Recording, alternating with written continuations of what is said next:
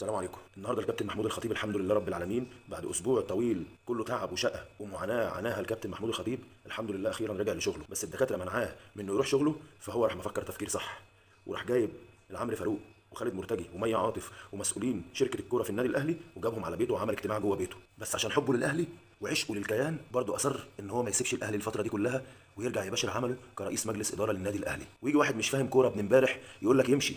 مين اللي يمشي؟ راجل ادى للنادي الاهلي عمره وحياته كلها، تيجي انت يا ابن امبارح تقول يمشي؟ طب ازاي تتعقل؟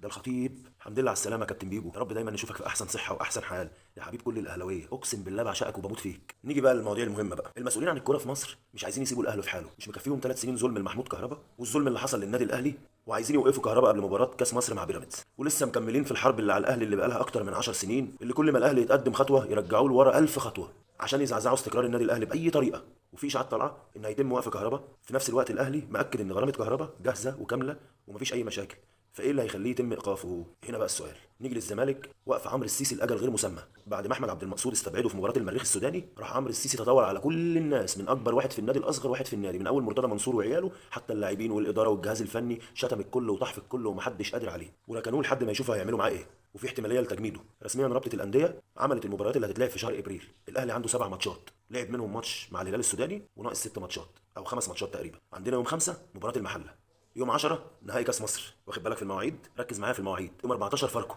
يوم 17 سموحه، يعني فرق 3 ايام في كل مباراه اهو، ويوم 21 في دوري الابطال، ويوم 29 في دوري الابطال على حسب القرعه اللي هتتعمل بعد بكره ان شاء الله. نيجي بقى للزمالك، الماتشات اللي هيلعبها في ابريل. الزمالك هيلعب في ابريل 5 ماتشات، واخد بالك؟ 5 ماتشات، ركز معايا في اللي جاي. الاهلي نكدس له الماتشات ونملى له جدول، نملى له جدول، نملى له الجدول، ما نسيبوش ساكت كده، لا ازاي نريحهم؟ ازاي هو نادينا؟ ما اعرفش بقى، هو انتوا نادي الدوله هو كده وخلاص، احنا كبوابين عارفين وحافظين كده من زمان ان النادي الاهلي هو نادي الدوله. طيب يا بواب بالعند فيك برضه هناخد الدوري ومش هتاخد ولا بطوله تاني طول ما الاهلي موجود.